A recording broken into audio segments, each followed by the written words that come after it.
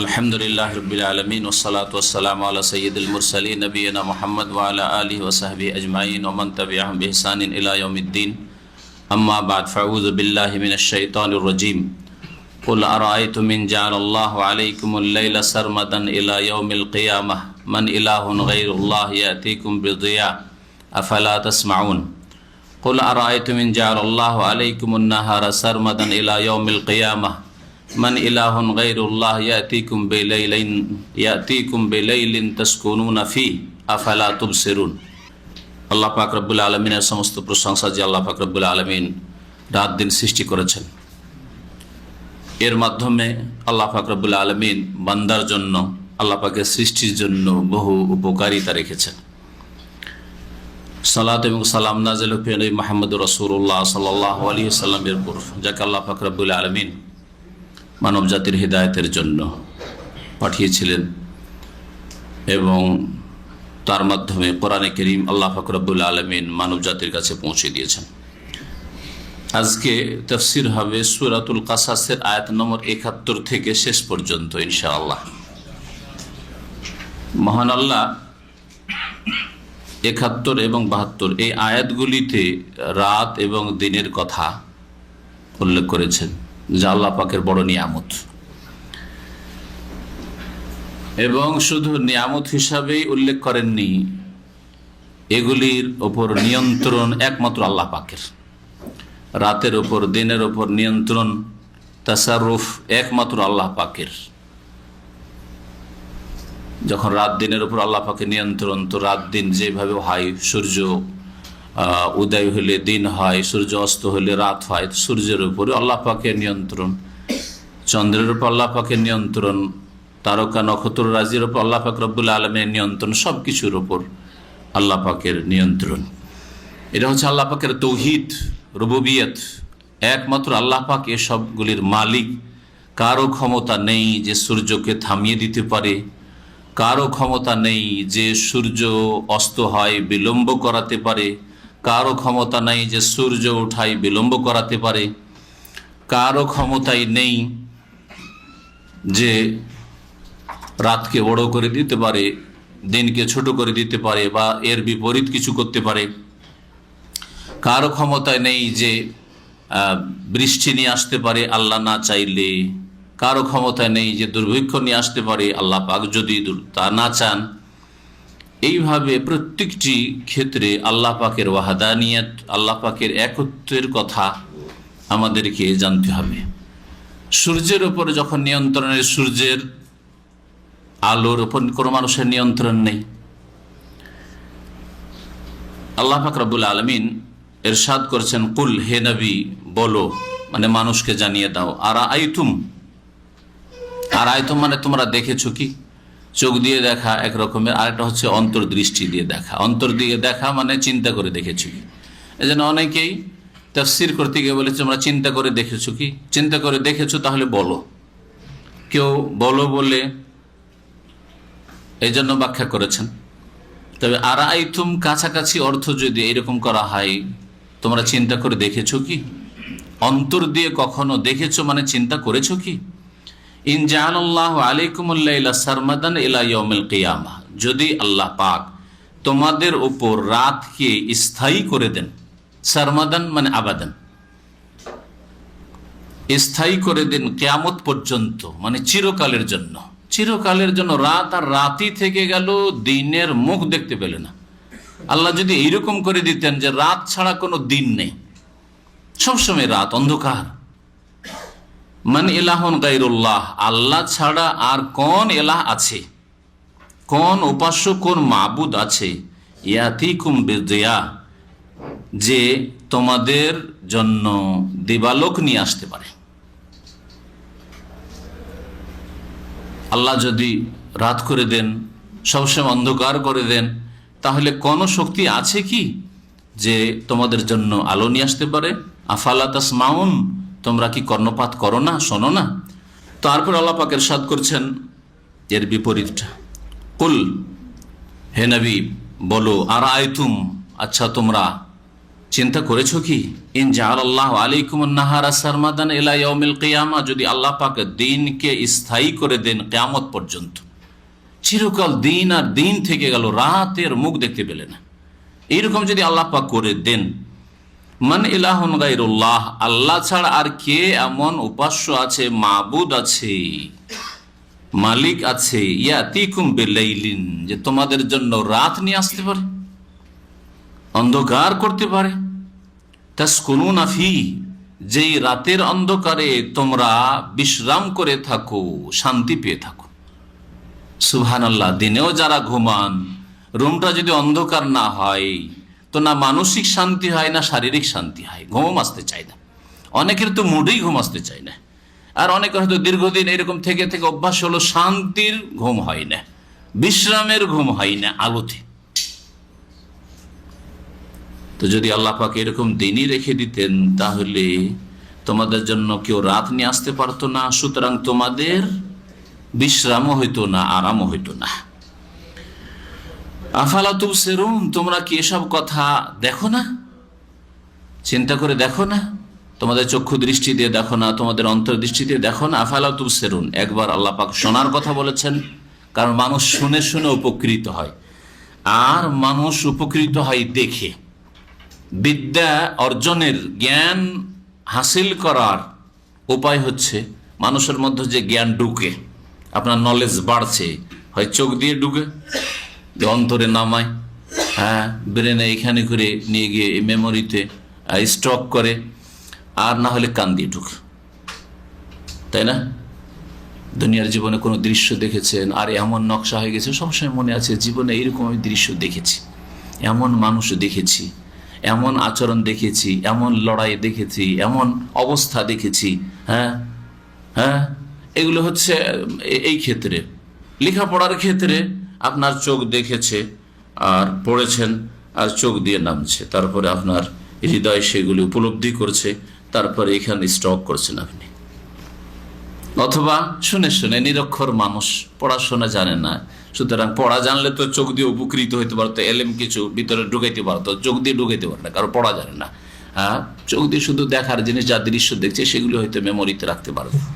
হ্যাঁ, তবে কান দিয়ে শুনছে, যদি দিন শিখতে চায় ইসলামিক আলোচনা শোনে, আর শোনার পর কান দিয়ে শুনে অন্তরে নামায়, বুঝে, উপলব্ধি করে, তারপরে যতটা আল্লাহ পাক মেমোরিতে ক্ষমতা দিয়েছে ততটা এখানে স্টক করার চেষ্টা করে। কেউ অনেকটাই রাখতে পারে, কেউ অল্প স্বল্প রাখে, কেউ রাখতেই পারে না, যার মেমোরি দুর্বল, ঠিক কিনা?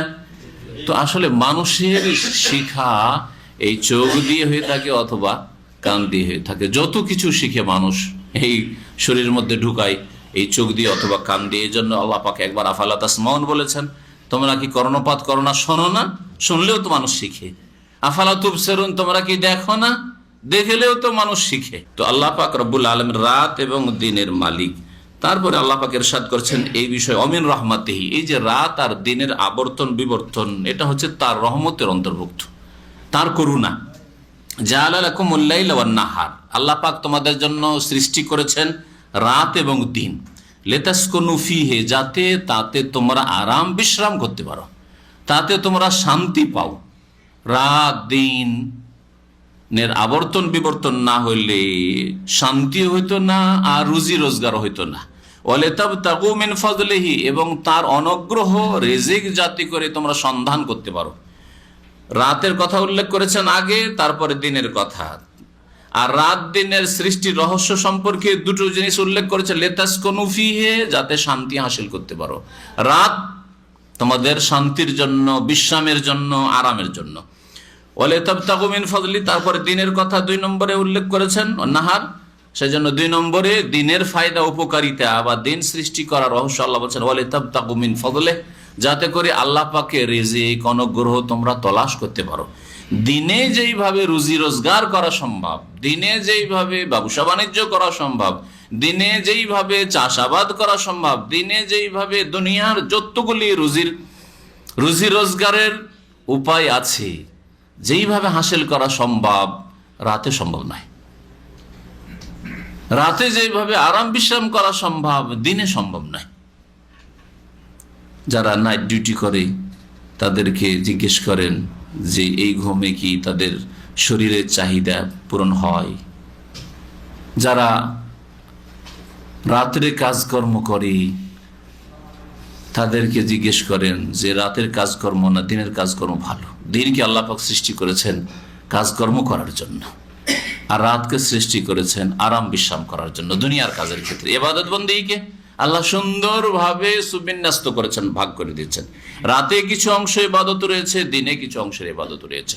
রাতেও ফরজ সালাত রয়েছে আর দিনেও ফরজ সালাত রয়েছে, তাই না? রাতেও নফল রয়েছে, দিনেও নফল রয়েছে। দিনে যদি সিয়াম রোজা থাকে তো রাতে কিয়ামুল লাইল, কোরআন তেলাওয়াত, জিকির আজকার, দোয়া রয়েছে। দিনে যেমন নামাজ রয়েছে সালাতুদ দুহা, রাতে রয়েছে তাহাজ্জুদের নামাজ। রাতে যদি কেউ না পারে তাহলে তার জন্য বিকল্প ব্যবস্থা আল্লাহ দিনে সালাতুদ দুহা রেখেছেন। রাতে যদি কারো, যেমন নবী করিম সাল্লাল্লাহু আলাইহি ওয়াসাল্লাম বলেছেন, রাতের তাহাজ্জুদে কেউ অভ্যস্ত থাকে আর যদি সে না পড়তে পারে, কোনোদিন ছুটে যায় সাল্লা মিনান নাহারে, তাহলে দিনে জোহরের আগেই যেন ইসনাই আশা রাকাত 12 রাকাত পড়ে নেয়, ঘাটতি পূরণ হয়ে যাবে। ইবাদত বন্দেগী আল্লাহ পাক রব্বুল কত সুন্দর করে ভাগ করেছেন। তারপরে আল্লাহ পাক তার তৌহিদের কথা বা তৌহিদের বিষয়ে আরেকটি কথা বলছেন, যে তৌহিদের বিপরীত হচ্ছে শিরক, আল্লাহ পাকের কোনো শরীক নেই। এর পূর্বেও একটি আয়াতে এরকম বলা হয়েছে যে কিয়ামতের দিনে আল্লাহ পাক মানব জাতিকে ডাকবেন, বিশেষ করে ওইসব মুশরিকদেরকে যারা আল্লাহ পাকের সাথে শরীক করেছে কোনো ক্ষেত্রেই, তাদেরকে ডাকবেন আর বলবেন ওয়ায়াউমা ইউনাদিহিম, স্মরণ করো সেই দিনকে, ফায়াকুলু, স্মরণ করো সেই দিনকে, ইউনাদিহিম, যেই দিন আল্লাহ পাক রব্বুল আলামিন ওদেরকে ডাকবেন, মানে মুশরিকদেরকে ডাকবেন। ফায়াকুলু, আর বলবেন আইনা শুরাকাই, আমার সেই শরীকগুলি কোথায়, পার্টনারগুলি কোথায়, যাদেরকে তোমরা সাব্যস্ত করেছিলে, আল্লাযীনা কুনতুম তাজউমুন, যাদের সম্পর্কে তোমাদের ধারণা ছিল যে এরা আমার শরীক। কেউ দেবদেবীকে শরীক মনে করেছিলে, যে রিজিকের মালিক লক্ষ্মী দেবী, বিদ্যার মালিক হচ্ছে সরস্বতী দেবী। আইনা শুরাকাই, আমার শরীকরা কোথায়? যারা মনে করেছিলে যে জিলানি আর চিশতি, এরা গৌসুল আজম আর গরিব নওয়াজ, এরা হচ্ছে আমার শরীক, আইনা শুরাকা, আমার শরীকরা কোথায়? ডাকো আমার শরীকদেরকে, নিয়ে আসো আমার সামনে, হাজির করো, কোথায় আমার শরীকরা?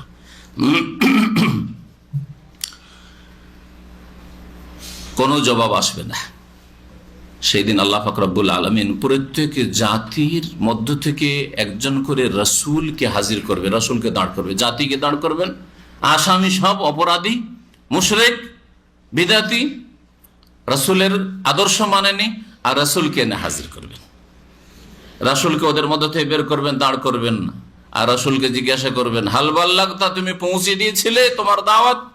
আমি যে দাওয়াত দিয়ে পাঠিয়েছিলাম সেই দাওয়াত তো এদেরকে পৌঁছিয়েছিলে? ওয়া নাযানা মিন কুল্লি উম্মাতিন শাহীদ, আল্লাহ পাক বলছেন আমি বের করে নিয়ে আসবো। নাযাও মানে ছিনিয়ে নিয়ে আসা, উঠিয়ে নিয়ে আসা। তো এখানে নাযানা মানে আমি বের করে, আখরাজ না, আমি বের করে নিয়ে আসবো। মিন কুল্লি উম্মাতিন, প্রত্যেক সম্প্রদায় থেকে, প্রত্যেক জাতি থেকে একজন করে সাক্ষী। সাক্ষী হবেন রাসূল। ওয়াকাযালিকা জাআলনাকুম উম্মাতান ওয়াসাতা লিতাকুনু শুহাদা আলান নাস ওয়া ইয়াকুনার রাসূলু আলাইকুম শাহীদা। আল্লাহ পাক বলছেন রাসূল সাক্ষী হবেন তোমাদের ওপর। শেষ রাসূল মুহাম্মদ সাল্লাল্লাহু আলাইহি সাল্লামকে সাক্ষী করে নিয়ে আসা হবে শেষ উম্মতের ওপর, আর প্রত্যেক উম্মতের রাসূলদেরকে সাক্ষী করে নিয়ে আসা হবে। ঈসা আলাইহিস সালামকে সাক্ষী হিসাবে নিয়ে আসা হবে। আল্লাহ পাক তার সাক্ষী নেবেন, যে এদেরকে কি বলেছিলে যে 3 মাবুদের পূজা করো। আল্লাহ পাক রব্বুল আলামিন মূসা আলাইহিস সালামকে নিয়ে আসবেন, আর জিজ্ঞাসা, এদেরকে বলেছিলে যে আমার সন্তান উযাইর আমার শরীক, আমার সন্তান। এইভাবে আল্লাহ পাক রব্বুল আলামিন প্রত্যেক নবীকে সাক্ষী হিসাবে নিয়ে আসবেন।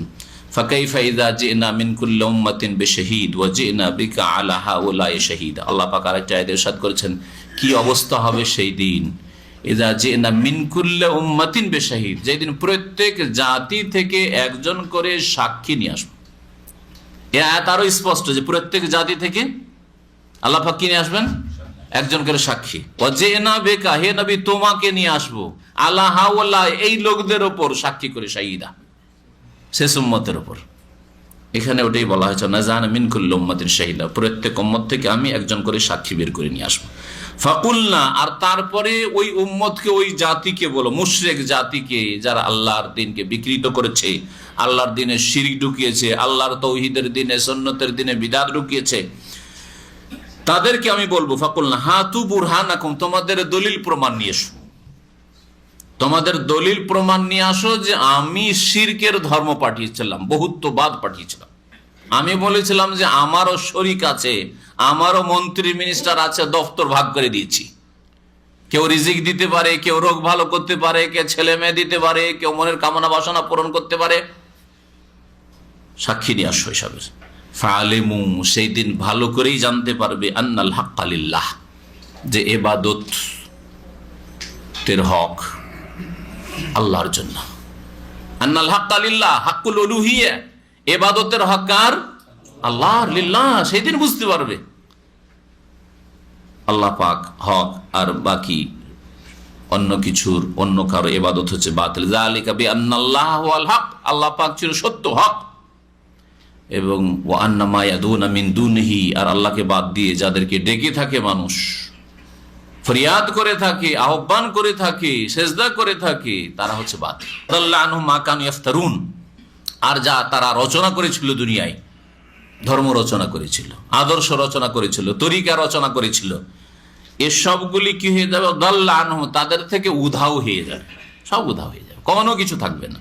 না তাদের এই তরিকার ইমাম থাকবে, হ্যাঁ এসে হাজির হবে, না ওদের এই যে শিরকের যে ইবাদত বন্দেগী আর এই শিরকি কাজ, এর যে নেতা, তাদের ধর্মগুরু, সে তাকে হাজির করতে পারবে। দাল্লা আনহু, সব উধাও হয়ে যাবে, সব হারিয়ে যাবে। দাল্লা আনহুম, উধাও হয়ে যাবে, হারিয়ে যাবে। দাল্লা ইয়াযিল্লু মানে হারিয়ে যাওয়া, আজকেও ব্যবহার হয়।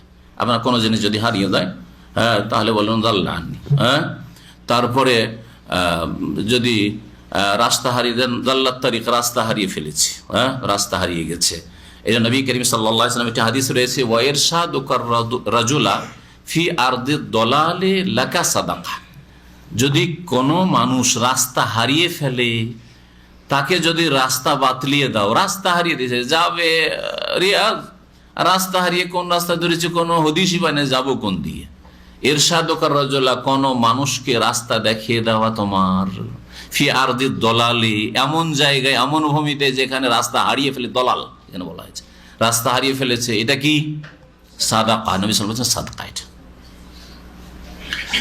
আর সাদকা যত সুন্দর করে করবেন তত ভালো। সুতরাং ওই লোকটাকে যদি পৌঁছিয়ে দেন আরো ভালো, আপনি পৌঁছাতে পারবেন। হয়তো এটা জিজ্ঞাসা করছে, ভাই ইসলামিক সেন্টার কোনটা? বলছে ওই যে ওই দিকে চলে যান, এই যে খানিকটা দেখালেন আপনি, কিন্তু ওর চাইতে ভালো সাদকা যে লোকটাকে সাথে নিলেন, আর সাথে নেওয়ার পর কার কাছে যাবে, আর আসার পরে নিয়ে এসে পৌঁছে দিল, সুন্দর সাদকা। হ্যাঁ, লান তানালুল বিররা, তোমরা নেকিতে পৌঁছতে পারবে না, হাত্তা তুনফিকু মা তুহিব্বুন, যেটা নিজের জন্য পছন্দ করো, ওইটা যতক্ষণ পর্যন্ত ব্যয় না করবে, খরচ না করবে। আপনি যদি কোথাও হারিয়ে যেতেন, আপনিও পছন্দ করতেন, কোনো ভাই যদি আমাকে ধরে নিয়ে গিয়ে গন্তব্যস্থানে পৌঁছে দিত, তা আপনি ওইটা অন্যের জন্য ওই উত্তম সাদাকাটা পছন্দ করেন। ওই রকমই দান খেরাতের ক্ষেত্রে ভালো জিনিসটা আপনি দান করবেন। এমন না যে পুরানা ফাটা ছিঁড়ে গেছে তখন দিচ্ছেন, একটু ভালো অবস্থা আছে তখনই দিয়ে দেন, বা মাঝে মধ্যে আল্লাহ নতুন দেওয়ার তৌফিক নতুনও দেন। এরপরে আল্লাহ পাক রব্বুল আলামিন একজন ধনাঢ্য ব্যক্তি, কিন্তু আল্লাহর সাথে সম্পর্ক ছিন্ন করেছিল, পরকালকে অবিশ্বাস করেছিল, দুনিয়াকে কামড়ে ধরেছিল, আর দুনিয়াকে গন্তব্যস্থান মনে করেছিল, এইটাকেই প্রতিদান জগৎ মনে করেছিল। দুনিয়া যে কর্মজগৎ, এখানে কাজ করতে হবে, মেহনত করতে হবে, বদলা আখেরাতে পাওয়া যাবে, এই বিশ্বাস ছিল না ওর। যে ভয়াবহ পরিণাম হয়েছিল, আল্লাহ পাকের আযাব দুনিয়ায় তার উপর নেমে এসেছিল, আর তো আর তাকে আর তার ধন দৌলত সবকিছুকে দুনিয়াতেই ধ্বংস করে দেওয়া হয়েছিল।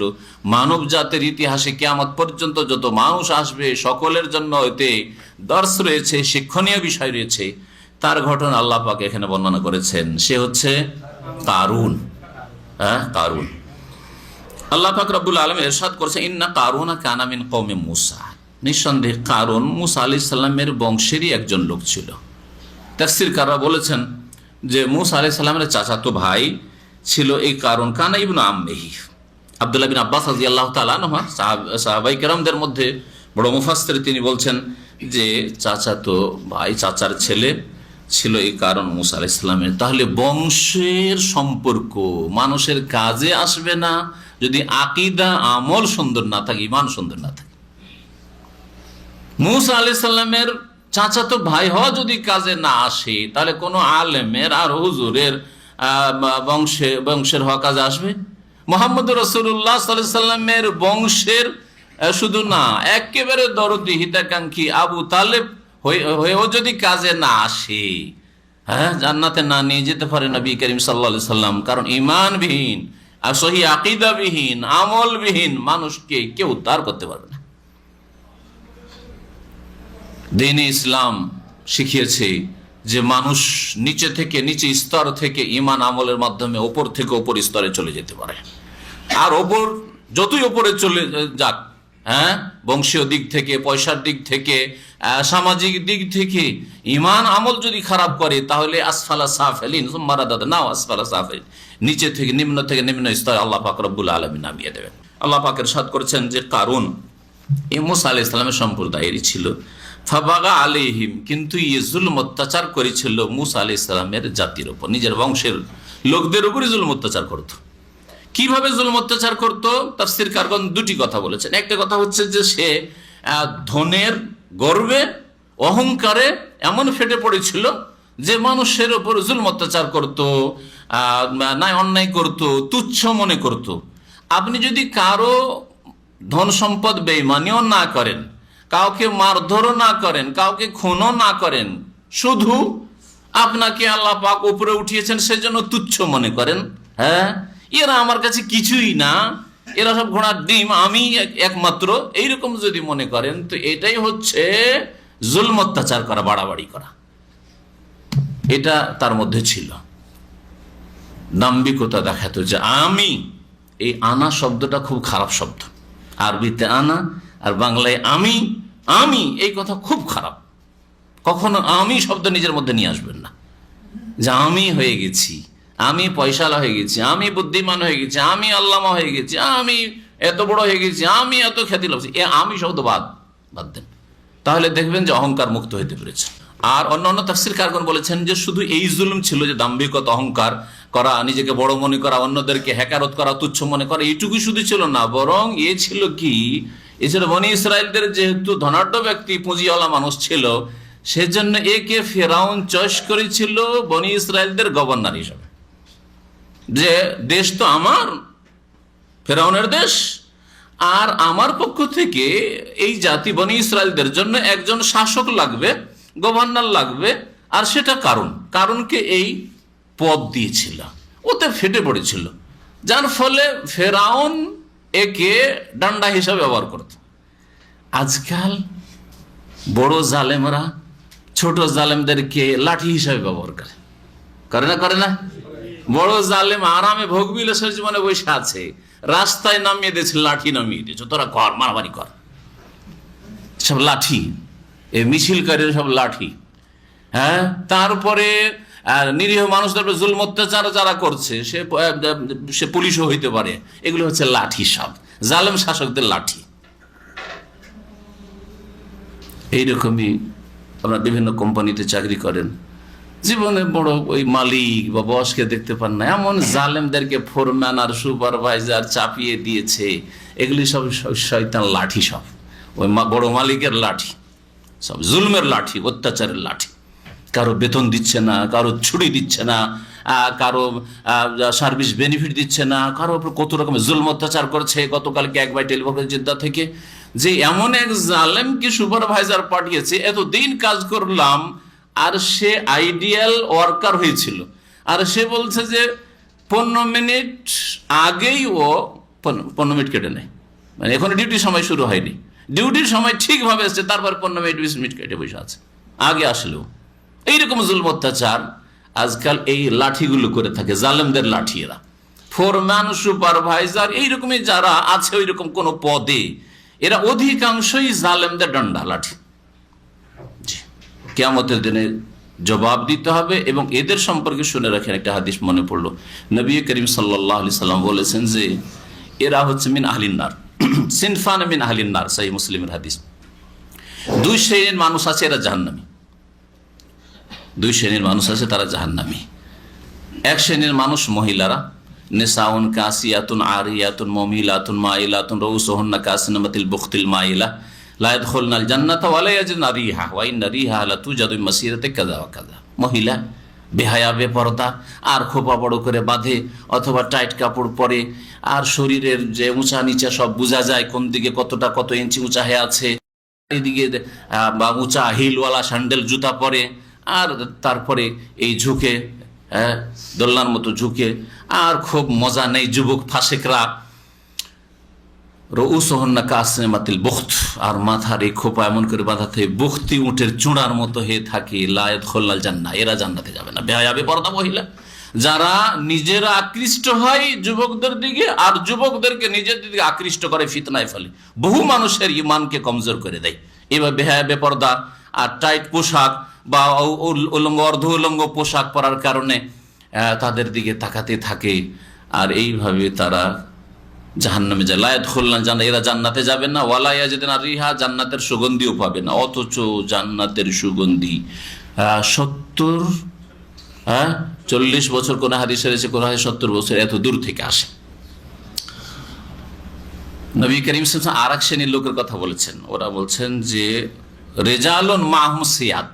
আর আরেক শ্রেণীর লোক যারা জাহান্নামে যায় তারা হচ্ছে এমন লোকেরা যাদের হাতে বেত আছে, বেত, লাঠি হাতেরই আছে, আর মানুষকে মারধর করে, জুলম অত্যাচার করে, হয়তো শাসক প্রজাদের উপর জুলম অত্যাচার করে, অথবা যারা নেতৃত্ব রয়েছে বা ক্ষমতায় রয়েছে, শক্তি বেশি, দুর্বলদের উপর জুলম অত্যাচার করে।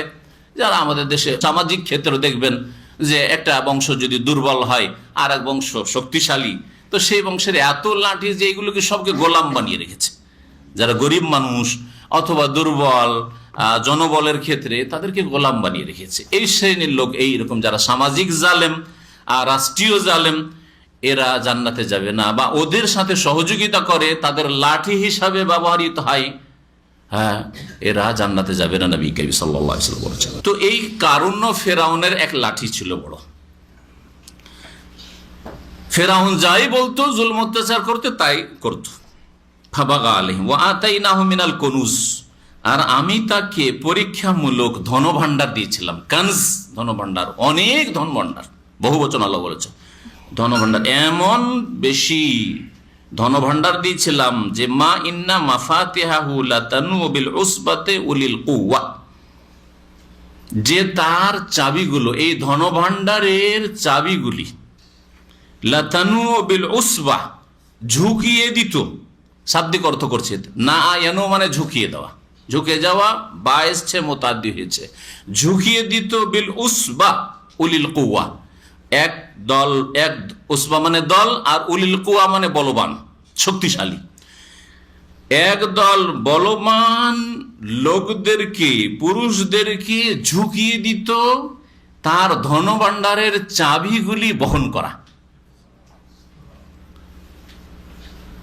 শাব্দিক অর্থ ঝুঁকিয়ে দেওয়া, ভাব অর্থ করতে গিয়ে অনেকে এই ঝুঁকিয়ে দিতে অর্থ করেননি। এই জন্য সাধারণ মানুষের জন্য আসল অর্থ বোঝা সম্ভব হবে না। আমি তফসির করার সময় চেষ্টা করি প্রথম শাব্দিক অর্থটা বলে দিই, যাতে করে সরাসরি আরবিটা বোঝা হয়ে যায়, আর তারপরে যেটা একটু সুন্দর লাগবে হয়তো ভাষা, প্রাঞ্জল ভাষা, সেটা বলার চেষ্টা করি।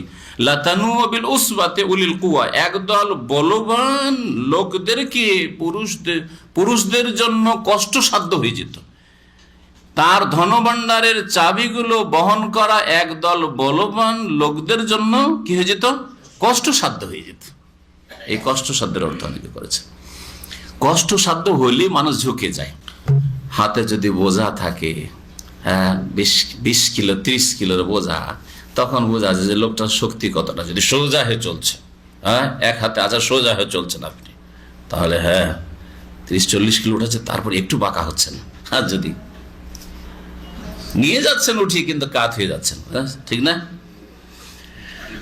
যারা বাহক ওঠায়, বাহক দেখেছেন আপনারা? বাহক ওঠাতে দেখেছেন তো, এই করে আর হাঁটে। তো ভারী বোঝা থাকলে ঝুঁকে পড়ে, সোজা, নিজের শরীরকে সোজা রাখতে পারে না। ও তো বোঝা যায় যে না, বোঝা ভারী আছে। ইয ক্বালা লাহু কওমুহু, তার জাতির লোকেরা, কারণের বংশের লোকেরা বলেছে লা তাফরাহ, এত দম্ভ করিও না, দাম্ভিকতা দেখায় না, এত অহংকার গর্ব করিও না। আল্লাহ দিয়েছেন। ইন্নাল্লাহ লা ইউহিব্বুল ফারিহিন, আল্লাহ পাক দাম্ভিকদেরকে ভালোবাসেন না। ইন্নাল্লাহ লা ইউহিব্বু কুল্লা মুখতালিন ফখুর, অহংকারী আর দাম্ভিকদেরকে আল্লাহ পাক পছন্দ করেন না, ধ্বংস করেন আল্লাহ পাক রব্বুল আলামিন। আর আরো বেশ কিছু উপদেশ জাতির ভালো মানুষরা দিল। প্রত্যেক জাতিতে কিছু ভালো মানুষ থাকে, প্রত্যেক দেশে ভালো মানুষ আছে, প্রত্যেক সম্প্রদায়ে প্রত্যেক গোত্রে ভালো মানুষ আছে। ভালো মানুষরা মন্দদেরকে কিছু উপদেশ দেয়, কিন্তু উপদেশ অনেক সময় কাজ করে, অনেক সময় কাজ করে না। আরো তারা উপদেশ দিল, অবতাকে ফিমা আতাকাল্লাহু দারাল আখিরাহ, সন্ধান করো, অবতাকে মানে তলাশ করো, সন্ধান করো ওই সব নিয়ামত দিয়ে যা আল্লাহ পাক তোমাকে দিয়েছেন। আতাকাল্লাহ, যা আল্লাহ পাক তোমাকে দিয়েছেন, কি সন্ধান করো? আর দারাল আখিরা, আখিরাতের সুন্দর ঘর, আখিরাতের ঘর তলাশ করো। যে আল্লাহ পাক এই যে অঢেল নিয়ামত দিয়েছেন, ধন দৌলত দিয়েছেন, এই ধন দৌলত দিয়ে আখিরাতকে কি করে সুন্দর বানাইতে পারবো, জান্নাত কি করে খরিদ করতে পারবো, আল্লাহর রাস্তায় ব্যয় করো। আল্লাহ পাক রব্বুল আলামিনের জান্নাত তোমার জন্য অবধারিত হবে। আখিরাতকে সুন্দর করার চেষ্টা কর দুনিয়ার নিয়ামত দিয়ে। তাহলে দুনিয়ায় আল্লাহ পাক যেসব নিয়ামত দিয়েছেন এগুলো দুনিয়ার ভোগ বিলাসের জন্য নয়, এটাকে ব্যবহার করে আখিরাত সুন্দর করেন। আল্লাহ পাক জ্ঞান বুদ্ধি দিয়েছেন, জ্ঞান বুদ্ধির নিয়ামতকে আখিরাত সুন্দর করার কাজে লাগান। আল্লাহ পাক শরীর দিয়েছেন, সুস্থতা দিয়েছেন, অনেক লোক সুস্থতাকে বঞ্চিত রয়েছে, এই দিয়ে আখিরাতকে সুন্দর করেন। ফরজ নামাজ পড়েন, জামাত সহকারে পড়েন, ফজর জামাতে গিয়ে পড়েন, তাহাজ্জুদ পড়েন, এরকম আরো বহু মেহনত আপনি করতে পারেন আপনার শরীর দিয়ে, আপনার বিদ্যা বুদ্ধি দিয়ে, আপনার চিন্তা দিয়ে। অনেকে টেকনোলজি জানেন, হাতের কাজ জানেন, যা দিয়ে ইসলামের বহু খেদমত করতে পারেন। এই ইন্টারনেটের জগতে টেকনোলজি জানা আছে, আপনার এই দিয়ে অনেক খেদমত আপনি করতে পারেন। তাহলে আখিরাত সুন্দর করার চেষ্টা করেন। আর ইন্টারনেট দিয়ে দুনিয়ার অনেক কিছু করলেন, পেট পূজা করলেন, অনেক পয়সা ইনকাম করলেন, কিন্তু আখিরাত সুন্দর করার জন্য আপনার ইন্টারনেটের বিদ্যাকে, হার্ডওয়্যারের বিদ্যাকে, সফটওয়্যারের বিদ্যাকে কতটা লাগিয়েছিলেন আল্লাহ জিজ্ঞেস করবেন না? সুম্মা লাতুসআলুন্না ইয়াওমাইযিন আনিন নাঈম, অতঃপর অবশ্যই অবশ্যই তোমাদেরকে জিজ্ঞাসা করা হবে ইয়াওমাইযিন, সেই দিন, কিয়ামতের দিনে, আনিন নাঈম, আল্লাহ পাকের নিয়ামত সম্পর্কে। আল্লাহ পাক নিয়ামত দিয়েছেন, আল্লাহ পাক গাড়ি দিয়েছেন, ওটা দিয়েও কিছু নেকির কাজ করেন। এইভাবে নেকির যে কোনো নিয়ামতকে আল্লাহ পাকের আপনি আখিরাত সুন্দর করার কাজে লাগাতে পারেন। ওয়ালা তানসা নাসিবাকা মিনাদ দুনিয়া, আর দুনিয়ায় যে তোমার অংশ রয়েছে তা তুমি ভুলে যেন, উপেক্ষা করিও না। আমরা বলছি না যে দুনিয়া গ্রহণ করিও না, আমরা বলছি না যে ব্যবসা ক্লোজ করে দাও, বন্ধ করে দাও, টাকা পয়সা আর ইনকাম করিও না, বাড়ায়ও না, হয়ে গেছে যথেষ্ট। ইসলাম এ কথা বলছে না। পৃথিবীর সবচেয়ে বড় ধনী হয়ে যান, কিন্তু শর্ত হচ্ছে আল্লাহর সাথে যেন সম্পর্ক আপনার থাকে। দুনিয়ার সবচেয়ে বড় সুখী হয়ে যান, শক্তিশালী নেতা হয়ে যান, কিন্তু পরকাল সম্পর্কে যেন চিন্তা থাকে। 5 ওয়াক্ত নামাজ যেন ঠিক থাকে, শিরক মুক্ত যেন থাকেন, তাওহীদ প্রতিষ্ঠাকারী যেন হন, বিদআতি না হন, কোরআন সুন্নাহর অনুসারী যাতে হন, ওহির বিধান যেন মেনে চলেন। ওয়ালা তানসা নাসিবাকা মিনাদ দুনিয়া, দুনিয়া নিতে কোনো ক্ষতি নেই। আল্লাহ নিষেধ করেছেন যে তোমার আয় ইনকাম বন্ধ করে দিও না, যা যথেষ্ট হয়ে গেছে, আর কাজকর্ম করবো না, এখন শুধু মসজিদে বসে থাকবো। এটা আপনার কথা, এটা কোরআন কারীম কথা না। কোরআনে কারীম বলা হচ্ছে যা আল্লাহ দিয়ে দিয়েছেন ওই দিয়ে আখিরাতকে সুন্দর করো, হ্যাঁ, আর দুনিয়াতে যা অংশ আছে সেটা নেওয়ার চেষ্টা করো, নিতে থাকো। ফাইদা কুদিয়াতিস সালাত, নামাজ শেষ হয়ে গেছে, ফান্তাশিরু ফিল আরদ, পৃথিবীতে ছড়িয়ে পড়ো, ওয়াবতাগু মিন ফাদলিল্লাহ, এবং আল্লাহ পাকের অনুগ্রহ সন্ধান করো, রুজি তলাশ করো। ওয়াজকুর, সেখানে গিয়ে আল্লাহকে ভুলে যেও না, হারাম খেও না, হারাম উপার্জন করিও না। ওয়াজকুরুল্লাহ কাসীরা, আর খুব বেশি বেশি আল্লাহকে স্মরণে রাখবে, তাহলে কখনো অন্যায় করবে না, হারাম রিজিক গ্রহণ করবে না। আল্লাহ পাক রব্বুল আলামিন এরশাদ করেছেন যে জাতির লোকেরা নসিহত করলো যে দেখো আখিরাতকে সুন্দর করো, তোমার এই নিয়ামত দিয়ে যে আল্লাহ তোমাকে দান করেছেন, আর দুনিয়ায় যে তোমার অংশ রয়েছে তাও তুমি উপেক্ষা করিও না, ভুলিও না, সেখান থেকে গ্রহণ করো। ওয়া আহসিন কামা আহসানাল্লাহু ইলাইক, তুমি সদ্ব্যবহার করো, সদাচরণ করো, যেমন আল্লাহ পাক তোমার সাথে সদাচরণ করেছেন। আল্লাহ পাক যেমন অনুগ্রহ করেছেন, তুমিও মানুষের উপর অনুগ্রহ করো। আল্লাহ তোমার উপর অনুগ্রহ করেছেন যে ধন দিয়ে তোমাকে উপরে উঠিয়েছেন, তুমি গরিবদের, আত্মীয় স্বজনদের, প্রতিবেশী, দেশবাসীর কল্যাণ করো তোমার ধন সম্পদ দিয়ে। এই আয়াতের উপর সবসময় নিজে আমল করার চেষ্টা করবেন। আহসেন, আল্লাহ আপনার সাথে ভালো করেছেন যে সৌদি আরবে পাঠিয়েছে। আপনার আরও 2-4-5 ভাই ছিল, মায়ের পেটের ভাই অথবা চাচাতো ভাই, খালাতো ভাই, ফুফাতো ভাই, গ্রামবাসী, প্রতিবেশী, আত্মীয় স্বজন, মামা, খালা, খালু ইত্যাদি, তারা আসতে পারেনি, তাদের হজ নসিব হয়নি, উমরাও নসিব হয়নি, রিয়ালও নসিব হয়নি, এত সুখের জীবন নসিব হয়নি, এসিও নসিব হয়নি। আহসেন, তুমি তাদের সাথে এহসান করো, অনুগ্রহ করো, কামা আহসান আল্লাহ ইলাইক, যেমন আল্লাহ পাক তোমার উপর এহসান করেছেন। তোমাকে কাউকে দিয়ে মানুষ করে নিয়েছেন আল্লাহ পাক রব্বুল আলামিন, তুমি অন্যদেরকে মানুষ করো। তোমাকে হয়তো তোমার বাপের অসিলে আল্লাহ পাক মানুষ করেছেন, বাপ মারা গেছে, ছোট ভাইগুলোকে অসহায় ছেড়ে দিও না, তাদেরকে তুমি মানুষ করো। বোনদেরকে অসহায় ছেড়ে দিও না, তাদের বিবাহ শাদীর ব্যবস্থা করে দাও, তাদের ভালো আদব কায়দা শিখাও। ও আহসেন কামা আহসান আল্লাহ ইলাইক, একেবারে ব্যাপক আয়াত। জীবনের প্রত্যেকটি ক্ষেত্রে আল্লাহ আপনার সাথে ভালো করেছেন, আপনি মানুষের ভালো করেন। আল্লাহ আপনার অনুগ্রহ করেছেন, আপনি মানুষের অনুগ্রহ করেন। আপনার চাইতে যারা দুর্বল আছে, আপনার মুখাপেক্ষী আছে, তাদের সাহায্য সহযোগিতা করেন। আয়াতের উপর আমল করবেন, দেখবেন যে আল্লাহ পাক রব্বুল আলামিন রিজিকের দ্বারে আরো বরকত দেবেন, আরো খুলে দেবেন আল্লাহ পাক। ওয়া আহসেন কামা আহসান আল্লাহ ইলাইক ওয়ালা তাবগিল ফাসাদা ফিল আরদ, আর এই পৃথিবীতে জমিনে তুমি বিপর্যয় চেও না। বাগায়বগু মানে চাওয়া, ওয়ালা তাবগিল ফাসাদা ফিল আরদ, পৃথিবীতে বিপর্যয় চেও না। কখনো বিপর্যয় হোক, ফিতনা ফাসাদ হোক, আর মারামারি হোক, কারোর উপর জুলম অত্যাচার হোক, কেউ আমার কারণে কাঁদুক, এটা কখনো চেও না। ইন্নাল্লাহ লা ইউহিব্বুল মুফসিদিন, কারণ আল্লাহ পাক রব্বুল আলামিন ফাসাদকারীদেরকে ভালোবাসেন না। কারণ কি বলেছিল জবাবে? বলেছিল কি এসব বুঝাও আমাকে, আল্লাহ দিয়েছেন, শুধু আমার বিদ্যা বুদ্ধির ফসল, আমি খুব বুঝি, ব্যবসা বিজনেস বুঝি, কারিগরি বুঝি, আমি দুনিয়া বুঝি, ইকোনমি বুঝি, যার ফলে এগুলো এসছে আমার। কালা ইন্নামা উতিতুহু আলা ইলমিন ইনদি, এই উতিতুহু আলা ইলমিন ইনদি এর দুটি তাফসীর করা হয়েছে, আর দুটোই হইতে পারে, কোনটার একটার অপরটার সাথে বিরোধ নেই, দুটোই অর্থ হইতে পারে, ওর উদ্দেশ্য দুটো হইতে পারে। তাফসীর কারগণ বলছেন একটি অর্থ যেটা থেকে ইঙ্গিত করলাম, কি যে ইন্নামা উতিতু, এই ধন ভাণ্ডার তো আমাকে দেওয়া হয়েছে, আলা ইলমিন ইনদি, আমার বিদ্যা বুদ্ধির বলে, আমার জ্ঞান বিবেক বিচক্ষণতার বলে, আলা ইলমিন ইনদি, আল্লাহ দিয়েছেন। আর এই সব কথা নসিহত আর উপদেশ, এহসান কর, আল্লাহ এহসান করেছেন, আমার বিদ্যা বুদ্ধি ছিল বলে হয়েছে, তোমাদের বিদ্যা বুদ্ধি কম সেজন্য হয়নি। এইরকম আজকালকার পয়সাওয়ালারা আজ বা বড় নেতৃত্বে যারা পৌঁছেছে, ওরা মনে করে আমি খুব চালাক চতুর, তা আজকে এমপি হয়ে যেতে পেরেছি, মন্ত্রী হয়ে যেতে পেরেছি, আমি খুব চালাক চতুর, সেই জন্য আমি দেশের বড় নেতা হয়ে গেছি, অথবা অনেক পয়সাওয়ালা হয়ে গেছি। দেখেন না, আমার সাথে অনেকে এসছে, ও চাকরিটাই ঠিক করে করতে পারে না, আর আমার এই ব্যবসা ওই ব্যবসা এই সেই, মনে করে যে তার বিদ্যা বুদ্ধির সব ফসল, আল্লাহ পাকের নিয়ামত, আল্লাহ পাক ইহসান করেছেন, এইসব কথা সব ভুলে যায়। আর আরেকটা তাফসীর করা হয়েছে, কারণ বলেছে ইন্নামা উতিতুহু আলা ইলমিন ইনদি, আমাকে যে দেওয়া হয়েছে এটা আলা ইলমিন মানে আলা ইলমি মিনাল্লাহ, আল্লাহ পাকের জ্ঞানের ভিত্তিতে, যে আল্লাহ পাক জানেন যে কে ধন সম্পদের যোগ্য, কে আমার নিয়ামতের যোগ্য, তাহলে আল্লাহর কথা বিশ্বাস করত এবং আল্লাহ পাকই দিয়েছেন। কিন্তু যেই অহংকারটা ঢুকিয়েছিল শয়তান, সেটা হচ্ছে আল্লাহ জানেন যে আমি সমাজে আল্লাহর কাছে সবচেয়ে বেশি প্রিয়, যখন আল্লাহর কাছে বেশি প্রিয় তখন আল্লাহ পাক আমাকে ধন দৌলত বেশি দিয়েছেন, আর তোমরা আল্লাহর কাছে ওই মর্যাদায় পৌঁছিতে পারোনি, তোমরা অত হকদার নও। হ্যাঁ, এটা হচ্ছে মানুষের আর এক বদ স্বভাব। অধিকাংশ মানুষ একটু পয়সা হলে ওর মধ্যে এমন এক গর্ব আসে, যা বিশেষ করে যারা দিন ইসলামের মধ্যে আছে, অমুসলিমদের কথা বলছেন, ওদের তো আল্লাহ পরকালে বিশ্বাস নেই, কিন্তু মুসলমানদের মধ্যে এই রোগ শয়তান ঢুকায় যে তোকে আল্লাহ খুব ভালোবাসছে না, সেই জন্য দেখ না চারিদিক দিয়ে তোর পয়সা আর পয়সা, পয়সা আর পয়সা, পয়সা আর পয়সা, যেখানে যাস শুধু পয়সা আসে, তাই না?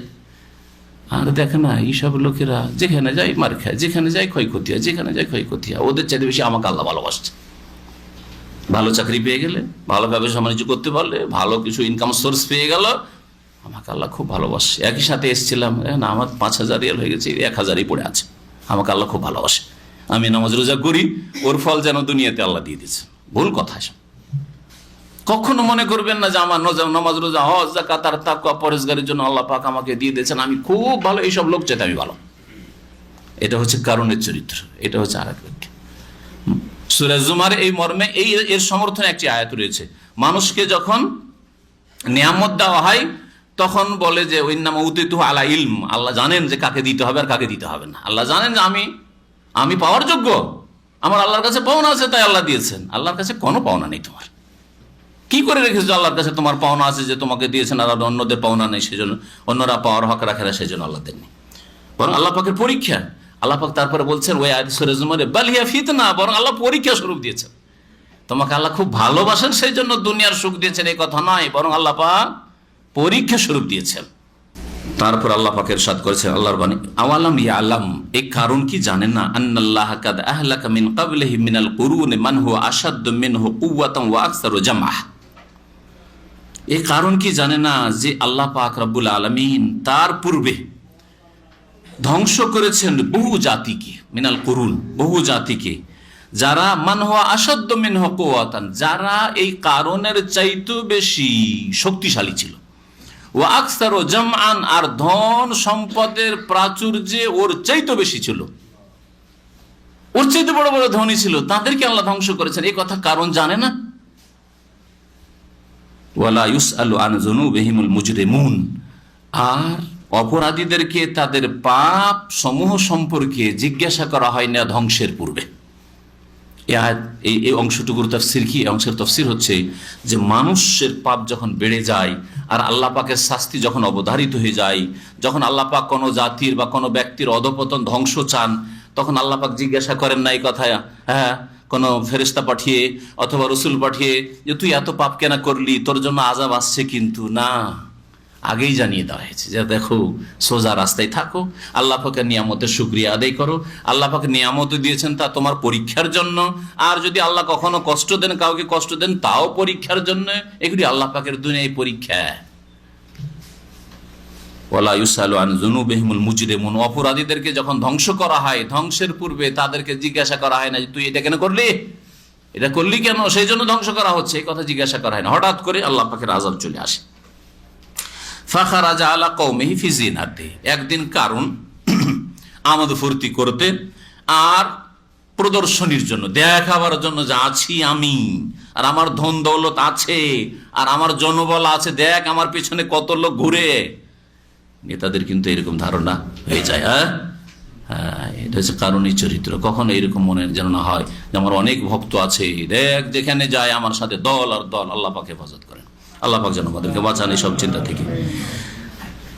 একদিন বের হইল ফাখারাজ আলা কওমি, নিজ সম্প্রদায়ের উদ্দেশ্যে বা তাদের সামনে বের হলো ফি জিনাতিহি, জাঁকজমকপূর্ণ অবস্থায়, জাঁকজমক সহকারে।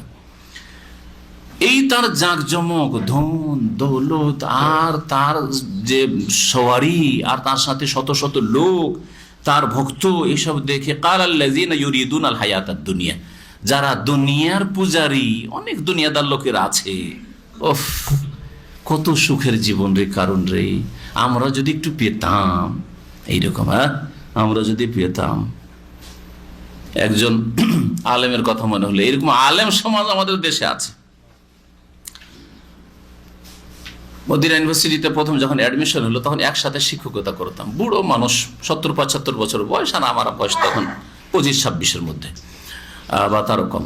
তো ওই সময় বলছে আমাকে, একটাও ছেলেকে মাদ্রাসা পড়ায়নি, আলেম বানায়নি, হাফেজ বানায়নি, একটা মেয়েকেও দিনের শিক্ষা দেয়নি, সবগুলিকে কলেজ ইউনিভার্সিটি পড়িয়ে বিএ এমএ সবগুলি মাস্টার্স পড়িয়েছে। আলেমের কমপক্ষে এতটুকু হওয়া উচিত যে একটা ছেলেকে ভালো আলেম করব, মেয়েদেরকে আবার মাস্টার ডিগ্রি আর পিএইচডি সব করাবো, একজন আলেম তার জন্য উচিত। আর যেখানে সহশিক্ষা না থাকে, সৌদি আরবের মতো হয় কোনো ব্যাপার নয় অবশ্য, কিন্তু সহশিক্ষাই এইসব পড়াবেন একজন আলেমের জন্য মোটেই উচিত নয়, জায়েজ নয় কোনো মানুষের জন্য সহশিক্ষা এরকম মেয়েদের। তো আবার একজন আলেমের জন্য কি করে শোভা পায়, এসব করেছে। একটাও ছেলে চাকরি পায়নি সেই সময়টাই। আমি যখন মদিনা চলে আসছি তখন একসাথে নদীতে গোসল করতে গেছি, বলছে যে মৌলানা, আমাদের দেশে ধর মৌলানা, বললাম মৌলানা এখন বুঝতে পারছি যদি একটা ছেলেকে আরবি পড়াইতাম মদিনা যেতে পারতো। আমার মদিনা আসা দেখে ওর আকাঙ্ক্ষা এসে যে মদিনা যেত, মদিনা গেলে কি হবে, দুনিয়ার দৃষ্টিকোণ থেকে ওখানে গেলে বিদেশ যাবে, বিদেশ গেলে রিয়াল আসবে, সুখ হবে, পরিবারটা সুখী হবে। চিন্তাধারা দেখছেন?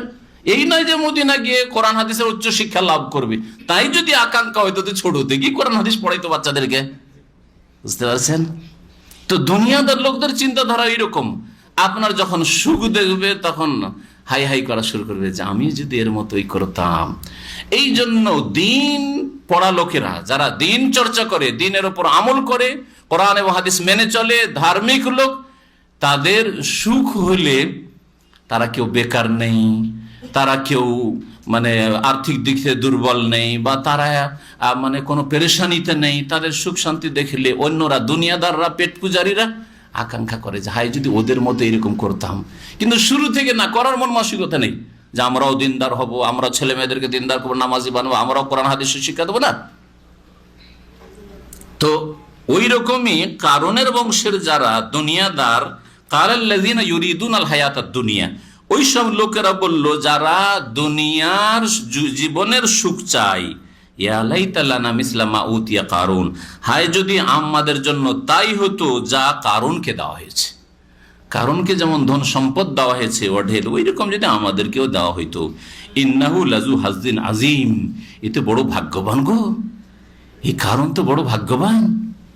আজকাল এইরকমই এক ভাই বলছে, একজন লোকের কলেজ ইউনিভার্সিটি পড়াশোনা করে ছেলেগুলো সব চাকরি পেয়ে গেছে, সবগুলি চাকরি পেয়েছে, একটাও কেউ বেকার নেই, কেউ মাস্টার, কেউ অফিসার, বিভিন্ন চাকরি পেয়ে গেছে। ওর কথা বলছে যে এই লোকটা বড় ভাগ্যবান, এর ছেলেরা বড় ভাগ্যবান, কেউ বেকার নেই, সবগুলি সরকারি চাকরি পেয়ে গেছে। দেখছেন চিন্তাধারা? হ্যাঁ, পয়সার রাস্তা খুলে গেছে, 60 বছর 65 বছর পর্যন্ত আর কোনো চিন্তা নেই, বড় ভাগ্যবান।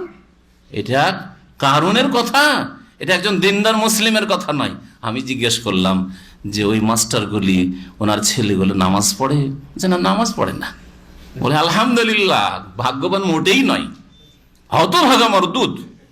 দুনিয়ার চাকরি পেয়েছে, রুজি রিজিকের ব্যবস্থা হয়েছে, ওতেই ভাগ্যবান হয়ে গেল। দিন হারা, ইমান হারা, আখেরাত হারা, জান্নাত হারা, কি করে ভাগ্যবান হইল? তো দৃষ্টিকোণটাকে পাল্টাইতে হবে। হ্যাঁ, মগজটাকে এই নাপাকি ও দুনিয়ার অপবিত্রতা থেকে পাক করতে হবে। দুনিয়া আমাদের স্বার্থ নয়, দুনিয়া থেকে চলার জন্য যা লাগে বৈধভাবে নেন, যা আসছে নেন, অবৈধভাবে নয়। আখেরাতকে সামনে রেখে, আখেরাতকে কিবলা বানিয়ে, আখেরাতকে টার্গেট বানিয়ে। দুনিয়াদাররা এরকমই বলেছিল, কারণকে বড় ভাগ্যবান বলেছিল। ভাগ্যবানের দশা কি হচ্ছে শোনেন। ওয়াকালাল্লাযিনা উতুল ইলমা, তবে ওই সব লোকেরা যাদেরকে আল্লাহ প্রদত্ত জ্ঞান দেওয়া হয়েছিল, যাদেরকে দিন ইসলামের জ্ঞান দেওয়া হয়েছে, মুসা আলাইহিস সালামের দিনের জ্ঞান দেওয়া হয়েছে, মুমিন, ওরা বলেছে ওয়াইলাকুম, কি বলো তোমরা, কারণকে ভাগ্যবান বলছো, ওয়াইলাকুম, তোমাদের দুর্ভোগ, তোমাদের উপর আফসোস, কেমন তোমাদের চিন্তাধারা। সওয়াবুল্লাহি খায়রুল লিমান আমানা ওয়া আমিলা সালিহান, আল্লাহ পাকের প্রতিদান, সওয়াব মানে হচ্ছে বদলা, আল্লাহ পাকের প্রতিদান, খায়রুন এটা হচ্ছে উৎকৃষ্ট, সবচেয়ে উত্তম ওই সব লোকদের জন্য যারা ঈমানদার হয়েছে, ও আমিলা সালিহান, আর সৎকর্মশীল হয়েছে। তাহলে ঈমানদার মুমিন এবং যারা নেক আমলকারী, তাদের জন্য যে আল্লাহ পাকের উত্তম প্রতিদান রয়েছে, দুনিয়ায় মানসিক শান্তি, অল্পতে পরিতুষ্টি, আর আখেরাতে তাদের জন্য মহাপুরস্কার, এটা সবচেয়ে উত্তম, সবচেয়ে উত্তম।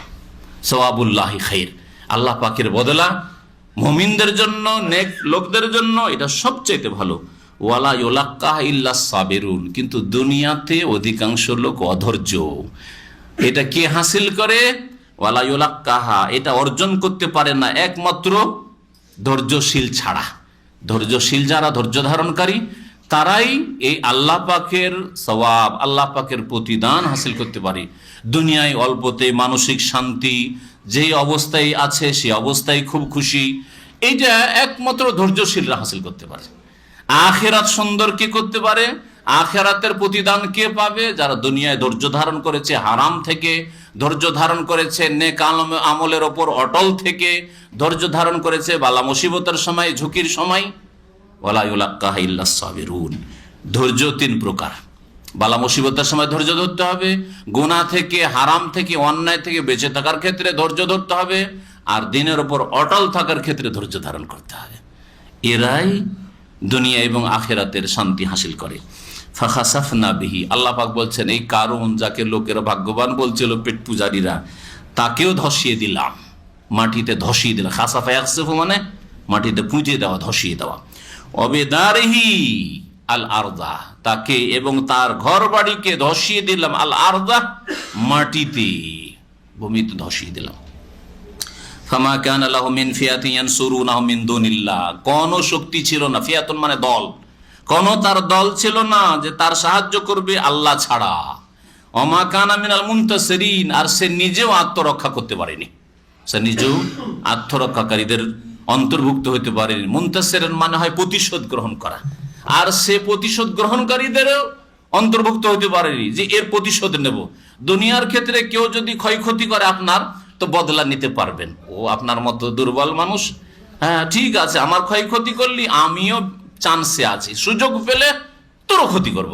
তো দুনিয়াতে কারো কেউ ক্ষতি করলে, যতই বড় শক্তিশালী হোক না কেন, আল্লাহ ছাড়া যে কোনো মানুষ আশঙ্কা করে রিয়াকশনের, যে আমি যে করেছি, এদেরকে মেরেছি, এদের জুলুম করেছি বা অন্যায় করেছি, আমারও কিছু হইতে পারে। নেতৃত্ব গেলেই চেপে ধরবে, তাই না? বড়ই জুলুম অত্যাচার করলে যেমনই নেতৃত্ব গেল, চেপে ধরলো।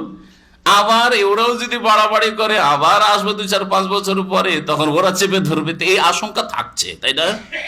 একমাত্র এই আশঙ্কা মুক্ত রব্বুল আলামিন, ওয়ালা ইয়াখাফু উকবাহা। আম্মা পারে আল্লাহ বলছেন যে আল্লাহ পাক সামুদ জাতিকে ধ্বংস করে দিলেন, ফাদামদামা আলাইহিম রাব্বুহুম বিযামবিহিম ফাসাওয়াহা, এমন করে ধ্বংস করলেন যে ধূলিসাৎ করে দিলেন, একবারে জমিনে মিশিয়ে দিলেন। ওয়ালা ইয়াখাফু উকবাহা, আল্লাহ পাক কোন এই রকমের এর অশুভ পরিণাম হবে, খারাপ পরিণাম হবে, রিয়াকশন হয়ে যাবে, এটাকে আল্লাহ ভয় করেন না।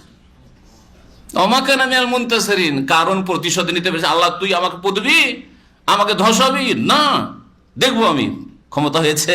ওমা কানা মিনাল মুনতাসিরিন। ওয়া আসবাহাল্লাযীনা তামান্নাউ মাকানাহু বিল আমস, গতকালকের, গত দিনের, কয়েকদিন আগে যারা পেট পূজারি আকাঙ্ক্ষা করেছিল যে আমরাও যদি কারণের মতো ধনী হইতে পারতাম, সুখী হইতে পারতাম, পয়সা আলা হইতে পারতাম, আজকে বলছে আলহামদুলিল্লাহ, আলহামদুলিল্লাহ বেঁচে আইছি, আলহামদুলিল্লাহ, যদি কারণের সাথে থাকতাম তো কারণের সাথেও ধসতাম, আমরাও যেতাম, তাই না? বলছে ওয়া আসবাহাল্লাযীনা তামান্নাউ মাকানাহু বিল আমস, ওই লোকদের সকাল হলো, আল্লাযীনা তামান্নাউ মাকানাহু, যারা আকাঙ্ক্ষা করেছিল, আশা করেছিল তার মান মর্যাদার, কার? কারণের মতো আমাদেরও যদি মান পজিশন হইতো, এই যে আকাঙ্ক্ষা করেছিল, এদের সকাল হইল। হ্যাঁ, তো কি আকাঙ্ক্ষা করেছিল? বিল আমস, গতকালকে, মানে গত দিনগুলোতে। এখানে গতকাল আমস বলা হয় গতকালকের দিনটা, আজকে শুক্রবার, বৃহস্পতিবারটা, এটা হচ্ছে কাছের আমস, গতকাল। কিন্তু এমনি এতে ব্যাপকতা আছে, গত যতগুলি দিন আছে, কাল আছে, যুগ আছে, সবগুলিকে আমস বলা হয়। আর আগামীকাল, গাদ মানে আগামীকাল, শনিবারের দিন আগামীকাল, এটা হচ্ছে কাছের আগামীকাল। কিন্তু আরবি ভাষাতে আগামীতে যা কিছু হবে সেগুলোকে বলা হয় গাদ বলা হয়। হ্যাঁ, যেমন আল্লাহ পাক কোরআনে কারীমে ইরশাদ করে, ওয়াল তানজুর নাফসুম মা কাদ্দামাত লিগাদ, প্রত্যেক ব্যক্তি যেন চিন্তা করে দেখে যে মা কাদ্দামাত, কি পাঠিয়েছে সে অগ্রিম, লেগাদ আগামীকালকের জন্য, মানে আগামীকালকের জন্য, আখিরাতের জন্য। আখিরাতকে আগামীকাল বলা হয়েছে। জান্নাত পাবে না পাবে না, জান্নাত নেওয়ার জন্য কি পাঠিয়েছে আল্লাহর কাছে, কতটা নামাজ পাঠিয়েছে, কতটা রোজা যাকাত দান খেরাত পাঠিয়েছে, কতটা নেক আমল পাঠিয়েছে, না গুনাহ পাঠিয়েছে, মানুষ যেন চিন্তা করে দেখে। তাহলে গাদ আগামী সময়কে বলা হয়েছে, আর আমস গত সময়গুলিকে বলা হয়েছে। তো আল্লাহ পাক ইরশাদ করেছেন যে সকাল হলো ওই সব লোকদের যারা কারণের মান মর্যাদার আকাঙ্ক্ষা করেছিল গত দিনগুলিতে। ইয়াকুলুনা, ওরা বলতে লাগলো, ওয়াইকা আন্নাল্লাহ ইয়াবসুতু রিজকা লিমান ইয়াশাউ মিন ইবাদিহি ওয়া ইয়াকদির লাউলা আম্মান্নাল্লাহু আলাইনা লাখাসাফা বিনা ওয়াইকা আন্নাহু লা ইউফলিহুল কাফিরুন। এখানে আল্লাহ পাক রব্বানা ওয়াইকা আন্না করেছে, ওয়াইকা আন্নাল্লাহ, এর মানে কি?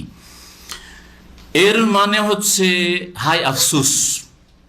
ওই একদল বলছেন যারা গ্রামারের পণ্ডিত যে ওয়াইকা আন্না আসলে ছিল ওয়াইলাকা এলামান্না, ওয়াইলাকা এলামান্না, হায় আফসোস তোমার, জেনে রাখো আন্নাল্লাহ, আসলে আন্না এটা ইন্না, আর পরে যে আন্না রয়েছে হারফে মুশাব্বাবিল ফিল, আন্নাল্লাহ ইয়াবসুতু রিজকা লিমান ইয়াশা, আল্লাহ পাক যার জন্য চান রিজিককে প্রশস্ত করেন তার বান্দাদের মধ্য থেকে, ওয়া ইয়াকদিরু, আর যার জন্য চান আল্লাহ পাক রিজিককে সংকুচিত করেন, সংকীর্ণ করেন। কাদারা একদর মানে এখানে ক্ষমতা না, কাদারা একদর মানে হয় সংকুচিত করা, হয় সংকুচিত করে দেওয়া, আর বাসাদা প্রশস্ত করা। এই একটি ব্যাখ্যা। আর কেউ কেউ ওয়াই কান্না এর অর্থ করেছে যে আলাম তারা, তুমি কি দেখো না, তুমি কি দেখো না আন্নাল্লাহ ইয়াবসুতু রিজকা লিমান, হে মানুষ তুমি কি চিন্তা করে দেখো না যে আল্লাহ পাক যার জন্য চান রিজিকের দ্বারকে প্রশস্ত করেন, আর যার জন্য চান তার বান্দাদের মধ্য থেকে রিজিকের দ্বারকে সংকীর্ণ করেন। এই জন্য নয় যে এই লোকটা সৎ সেই জন্য বেশি করে এগিয়ে খেতে দেব, দুনিয়ার সুখ শান্তি দেবো, এই লোকটা অসৎ সেই জন্য রিজিক সংকুচিত করে দেব, না। দুনিয়ায় সততার ভিত্তিতে রিজিক প্রশস্ত করা হয়, দুনিয়া দেওয়া হয়, ভোগবিলাসের সামগ্রী দেওয়া হয়, এরকম হয় না আসলে। এই মর্মে একটি হাদিস ইমাম ইবনে কাসির রহমতুল্লাহ আলাইহি তার তাফসীর ইবনে কাসিরে উল্লেখ করেছেন, সেটা আপনাদের শোনাই। আব্দুল্লাহ বিন মাসউদ রাদিয়াল্লাহু তাআলা আনহু থেকে বর্ণিত, হাদিসটি মুসনাদ আহমদে আছে। বলছে ইন্নাল্লাহ কাসামা বাইনাকুম আখলাকাকুম, আল্লাহ পাক তোমাদের মাঝে চরিত্রকে ভাগ করেছেন, আর মানুষের আখলাক চরিত্র ভাগ করে দিয়েছেন। এই জন্য কিছু ভালো গুণ সৃষ্টিগত আছে, আপনার মধ্যে নম্রতা, আমার মধ্যে কঠোরতা, আপনার মধ্যে উদারতা, আমার মধ্যে সংকীর্ণতা, আল্লাহ না করে খারাপ গুণগুলি আসে। তো এইভাবে আল্লাহ পাক ভাগ করে দিয়েছেন। কাউকে আল্লাহ পাক রব্বুল আলামিন ঠান্ডা মেজাজের করেছেন, জন্মগত ঠান্ডা মেজাজের, কাউকে আল্লাহ গরম মেজাজের করেছেন। এইভাবে আল্লাহ পাক বিভিন্ন রকম করে সৃষ্টি করেছেন। কিন্তু এই যে গুণগুলি আছে, ভালো গুণগুলি আছে, সেগুলিকে বাড়ানো সম্ভব, বাড়ানো যায়, মানুষ মেহনত করলে বাড়াইতে পারে। মন্দ গুণগুলিকে কমানো যেতে পারে। আল্লাহ পাক মানুষকে বেশ কিছু ক্ষমতা দিয়েছেন, এলমের ভিত্তিতে জ্ঞান শিখেন, ইমান সুন্দর করেন, আমল সুন্দর করেন, দেখবেন খারাপ চরিত্রগুলো কমাইতে পারবেন। রাগ আপনার বেশি, আপনি মানে জন্মগত আপনার রাগ বেশি, কিন্তু ওইটাকে আপনার ইসলাম, ইমান, নেক আমল, আখলাক, চরিত্র, আল্লাহ পাক, পরকাল, এসব চিন্তা করে আপনি কমাইতে পারবেন না, কন্ট্রোল করবেন। যদি আমার গরম মেজাজ না, আমি সবসময় আল্লাহকে ভয় করবো, জিকির আজকার করবো, আল্লাহকে স্মরণ করবো, আল্লাহ তুমি আমাকে এসব বাঁচিয়ে রাখে। এইভাবে যতগুলি খারাপ গুণ আছে সবগুলিকে মানুষ কন্ট্রোল করতে পারে চেষ্টা করলে। যতগুলি ভালো গুণ আছে সেগুলিকে বাড়াইতে পারে, সুসজ্জিত করতে পারে। কি বলছিলাম, নবী করিম সাল্লাল্লাহু আলাইহি ওয়াসাল্লাম বলছেন যে আল্লাহ পাক তোমাদের মাঝে কি করেছেন, রিজিককে, আখলাক, চরিত্রকে ভাগ করে দিয়েছেন। কামা কাসামা আরযাকাকুম, যেমন তোমাদের রিজিক আল্লাহ পাক ভাগ করে দিয়েছে। তাহলে রিজিক আল্লাহর ভাগ, আমার ভাগ্যে আছে দাম্মামে থাকা, আমি যতই বলি মক্কা মদিনা মদিনা হবে না, কথা বুঝতে পেরেছেন? আর তার মানে এই নয় যে মক্কা মদিনায় যারা আছে ভাগ্যবান, হতে পারে কারণের মতো, বুঝতে পেরেছেন? হতে পারে কারণের মতো। ইমান আমল যদি সাধনা, এই তো কারণের চরিত্র। মক্কা মদিনায় থেকে যদি নামাজ না পড়ে, আপনি দাম্মামে কেন, বাংলাদেশে থেকে যদি আলহামদুলিল্লাহ তৌহিদ শিখলেন, তৌহিদ প্রতিষ্ঠা করলেন, শিরক মুক্ত থাকলেন, বিদাত মুক্ত থাকলেন, 5 ওয়াক্ত নামাজ পড়লেন, তাকওয়া পরহেজগারি অবলম্বন করলেন, আল্লাহর সাথে সম্পর্ক মজবুত করলেন, আপনি অনেক ভালো মক্কা মদিনায় থাকা লোকদের চাইতে। তো আল্লাহ পাক রব্বুল রিজিক ভাগ করে দেয়। আপনার চাকরি যেখানে আল্লাহ ভাগ সেখানে যেতে হবে। এই জন্য অনেক সময় অপ্রীতিকর মনের উল্টা অবস্থা চলে আসে। যেমন আমাদের এই ভাইকে জুবাইল যেতে হচ্ছে, কখনোই পেরেশানিতে পড়বেন না।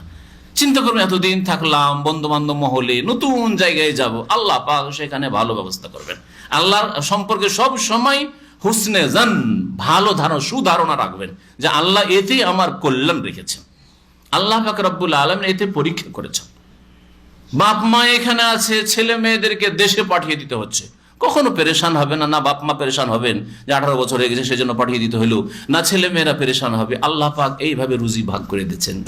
কেউ সৌদি আরবের দিকে আসছে, আর কেউ এখানে ছোট থেকে মানুষ হলো, তাদেরকে এখান থেকে বিদায় হয়ে যেতে হচ্ছে। এটা আল্লাহ পাকের ভাগ, আল্লাহ রিজিক ভাগ করে দিয়েছেন, তার রিজিক নেই, সুতরাং থাকবে না। আল্লাহ পাক রব্বুল আলামিন ধন সম্পদ দেন, যাকে ভালোবাসেন তাকেও দেন, ওমান লা ইউহিব্বু, যাকে ভালোবাসেন না, ঘৃণা করেন, আল্লাহর শত্রুকেও দেন। বুঝা গেল? তাহলে ধন সম্পদের ক্ষেত্রে, নেতৃত্বের ক্ষেত্রে আল্লাহ পাক শুধু যাকে ভালোবাসেন তাকে দেন না, যাকে আল্লাহ পাক দুশমন মনে করেন তাকেও দেন। ওয়ালা ইউতিল ঈমান ইল্লা মা ইউহিব্বু, তবে ঈমান আমল ভালো জিনিস, আখিরাত কাকে দেন? মা ইউহিব্বু, যাকে আল্লাহ ভালোবাসেন। যাকে আল্লাহ ভালোবাসবেন তাকে ইলম শিখার তৌফিক দেবেন। বলেন আলহামদুলিল্লাহ যে আপনাদেরকে এখানে হাজার হাজার মানুষ আছে, বরং লাখ লাখ মানুষ আছে, হ্যাঁ, বাংলা ভাষাভাষী হাজার হাজার মানুষ এইখানে শিক্ষতে ঘুরে বেড়াচ্ছে, মার্কেটে ঘুরে বেড়াচ্ছে। তাদেরকে আল্লাহ পাক ভালোবাসেন না, সেই জন্য তাদেরকে ইলম শিখার তৌফিক দেননি। আর আপনাকে বেছে নিয়েছেন হাজারের মধ্যে একজন, দিয়ে আপনাকে ইলম শিখার তৌফিক দিয়েছে। বলুন আলহামদুলিল্লাহ। এটা নিজের পক্ষ থেকে বলছি না যে আপনারা আসবেন সেই জন্য। নবী করিম সাল্লাল্লাহু আলাইহি ওয়াসাল্লাম বলছেন, মান ইউরিদিল্লাহু বিহি খাইরান, যার সাথে আল্লাহ পাক কল্যাণের ইচ্ছা করেন, ইউফাক্কিহু, ভালোর ইচ্ছা করেন। আল্লাহ আপনার সাথে আমার সাথে ভালোর ইচ্ছা করেছেন, ইউফাক্কিহুহু ফিদ্দিন, তাকে দ্বীনের জ্ঞান শিখার আল্লাহ পাক তৌফিক দিয়ে থাকেন। অজ্ঞতা দূর করছি, ইমান তাজা হচ্ছে, শয়তানি খেয়ালগুলি কমছে, আখেরাতমুখী হচ্ছি, কমপক্ষে ইমানটাকে ঠিক রাখার চেষ্টা করছি, আমলটাকে ঠিক রাখার চেষ্টা করছি, ফরজ ওয়াজিবটা আদায় করছি ঠিকভাবে, হারাম নাজায়েজ কাবিরা থেকে বেঁচে আছি। এই যে মন মানসিকতা 1 ঘন্টা 1.5 ঘন্টা এখানে বসাই তৈরি হচ্ছে, যেটা থেকে হাজার হাজার লোক মাহরুম হয়ে রয়েছে। আল্লাহ আপনার সাথে কল্যাণের ইচ্ছা করেন, সেজন্য আপনাকে ইমান, এলমের, আমলের তৌফিক দিয়েছেন। আল্লাহ পাক যেন আমাদের কবুল করেন।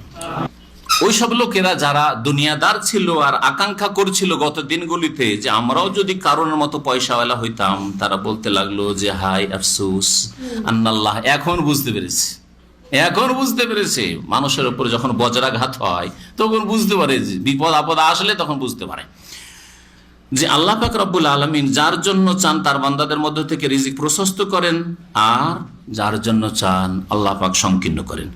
লাউলা আম্মান্নাল্লাহু আলাইনা, আল্লাহ যদি আমাদের উপর ইহসান না করতেন, অনুগ্রহ না করতেন, লা খাসাফা বিনা, তাহলে আমাদেরকেও আল্লাহ ধসিয়ে দিতেন মাটিতে। আমাদেরকে আল্লাহ পয়সা দিতেন আর আমরা ওইরকমই পাপ করা শুরু করতাম, আমাদেরকে আল্লাহ পাক মাটিতে ধ্বংস করে দিতেন। ওয়াইকান্নাহু লা ইফলাহুল কাফিরুন, হায় আফসুস, হায় আফসুস, নিঃসন্দেহে জেনে রাখো যে লা ইফলাহুল কাফিরুন, কাফিররা কোনোদিন সফল কাম হয় না। অস্বীকারী, পরকালে অবিশ্বাসী, আল্লাহ অবিশ্বাসী, আল্লাহর তৌহিদে একত্ব অবিশ্বাসী, আল্লাহ পাকের দিন শরীয়তে অবিশ্বাসী, বেনামাজি, লা ইফলাহ, কখনো পরিত্রাণ পায় না, সফল কাম হয় না। আল্লাহ পাক রব্বুল আলামিন তারপর ইরশাদ করছেন আখিরাতের কথা। আখিরাত কার জন্য? আখিরাত অত্যন্ত মূল্যবান। দুনিয়া আল্লাহ পাক সৎ লোক ও অসৎ লোককে দেন। দুনিয়া যাকে ভালোবাসেন তাকেও দেন, আর যাকে ভালোবাসেন না তাকেও দেন। কেন? কারণ দুনিয়া আল্লাহর কাছে তুচ্ছ, মূল্যহীন। দুনিয়ার কোনো মূল্য নেই, ওই মাছি বা মশার ডানা পরিমাণ তার মূল্য নেই। হ্যাঁ, পক্ষান্তরে আখিরাত আল্লাহর কাছে অত্যন্ত মূল্যবান। আখিরাত আল্লাহর কাছে অত্যন্ত মূল্যবান, আখিরাতের জীবন, আখিরাতের সুখ। সেজন্য আখিরাত শুধু যাদেরকে ভালোবাসেন তাদেরকে আল্লাহ পাক সুখময় স্থান দেবেন আখিরাত। তাই আল্লাহ বলছেন তিলকা দারুল আখিরা, এই যে আখিরাতের ঘর, এই যে আখিরাতের ঘর, নাজআলুহা লিল্লাযিনা লা ইউরিদুনা উলুওয়ান ফিল আরদি ওয়ালা ফাসাদা, দেব আমি এই আখিরাতের ঘর ওই সব লোকদেরকে যারা চাই না, লা ইউরিদুনা, চাই না, উলুওয়ান, দাম্ভিকতা, নিজেকে ওপরে করতে চাই না, যে আমি ওপরে থাকবো, আমি সবার ওপর ডান্ডা ঘোরাবো, আমি সবাইকে দেখবো না, ওপরে চাই না। সাধারণ মানুষ হিসাবে জীবনযাপন করতে চাই। এরা আমার কমপক্ষে মানুষ হিসাবে ভাই, যদি অমুসলিম হয়তো মানুষ, তারা, আমিও মানুষ, সেও মানুষ। আর মুসলিম হলে দিনী ভাই, সে যদিও গরিব, যদিও অভাবী, যদিও দুর্বল, যদিও অসুস্থ, নিজেকে বড় মনে করে না। তার জন্য আখিরাত। লা ইউরিদুনা উলুওয়ান ফিল আরদ, পৃথিবীতে যে দাম্ভিকতা চাই না, ওয়ালা ফাসাদান, আর বিপর্যয় সৃষ্টি করতে চায় না, অশান্তি বিশৃঙ্খলা সৃষ্টি করতে চাই না, ওদের জন্য আখিরাত রয়েছে। আখিরাত পাওয়ার জন্য আল্লাহ দুটো কথা বলেছেন, নিজেকে বড় মনে করবে না, আর ফিতনা ফাসাদ সৃষ্টি করবে না, কারো ক্ষয়ক্ষতি করবে না। আর নিজেকে বড় মনে করলে অন্যকে তুচ্ছ মনে করে, এমনকি নিজেকে বড় মনে করার কারণেই 5 ওয়াক্ত মসজিদে গিয়ে নামাজ পড়ো, আমি বাধ্য, যখন মনে হবে যাব। হ্যাঁ, তারপর এর চাইতে বেশি শয়তান সুযোগ নিয়েছে অনেকের, আমি এত শিক্ষিত একজন প্রফেসর মানুষ, এত আমি বড় নেতা, আর ওই সেজদা করতে হবে, চাটায় সেজদা করতে হবে, মাটিতে সেজদা করতে হবে, সুতরাং নামাজ নেই, নামাজ নেই। আখিরাত কার জন্য? যারা নিজেকে বড় মনে করে না আর ফিতনা ফাসাদ সৃষ্টি করে না, কারো উপর জুলম অত্যাচার করে না। ওয়াল আকিবাতু লিল মুত্তাকিন, আর উত্তম পরিণাম কার জন্য? আল্লাহ ভীরুদের জন্য, যারা পাপ মুক্ত গুনাহ থেকে বেঁচে থাকে, আল্লাহর দিন মেনে চলে, মুত্তাকি পরহেজগার, তাদের জন্য উত্তম পরিণাম, শুভ পরিণাম রয়েছে। শেষ পরিণাম, তারা ভাগ্যবান হবে।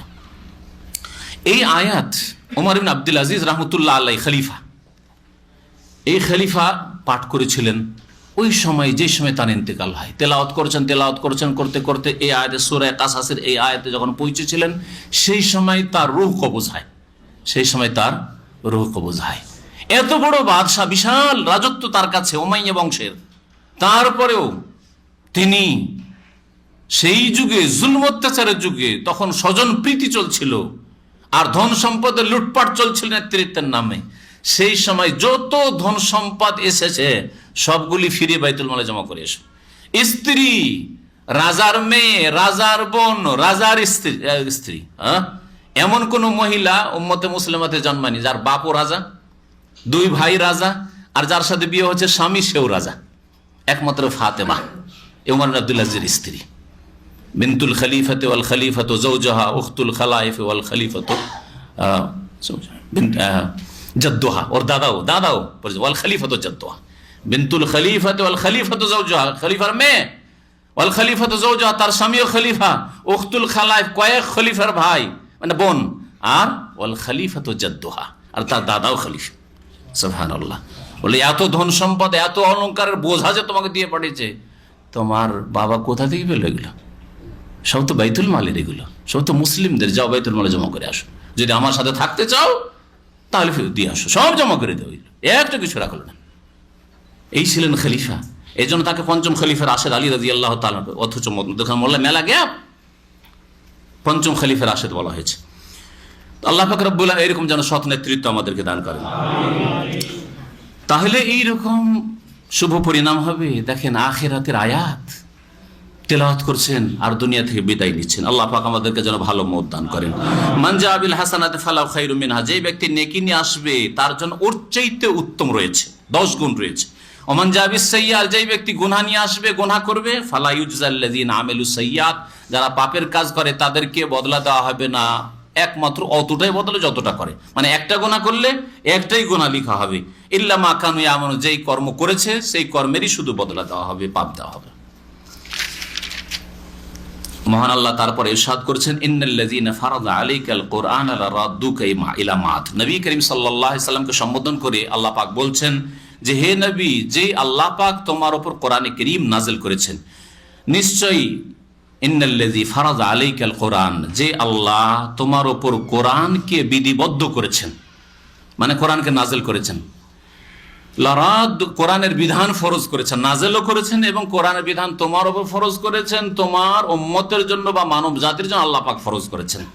লারাদ্দুকা ইলা মাআদ, অবশ্যই তোমাকে ফিরিয়ে দেবেন তোমার স্বদেশে, স্বদেশে ফিরিয়ে দেবেন। একটা তাফসীর, এই মাআদের দুটি তাফসীর করা হয়েছে। স্বদেশে আল্লাহ পাক ভবিষ্যৎবাণী করেছেন। নবী করিম সাল্লাল্লাহু আলাইহি ওয়াসাল্লাম মদিনা হিজরত করে চলে এসেছেন, মক্কা থেকে নির্বাসিত, বিতাড়িত হয়েছেন, আল্লাহ পাক ভবিষ্যৎবাণী করছেন। আর সূরা কিন্তু মক্কি, সূরা মক্কি, এখান থেকে চলে যাবে, তোমাকে বিতাড়িত করা হবে, মক্কা ছেড়ে দিতে হবে, কিন্তু আবার মক্কায় তোমার স্বদেশে আল্লাহ পাক অবশ্যই ফিরিয়ে দেবেন, যেই আল্লাহ কোরআন নাযিল করেছে।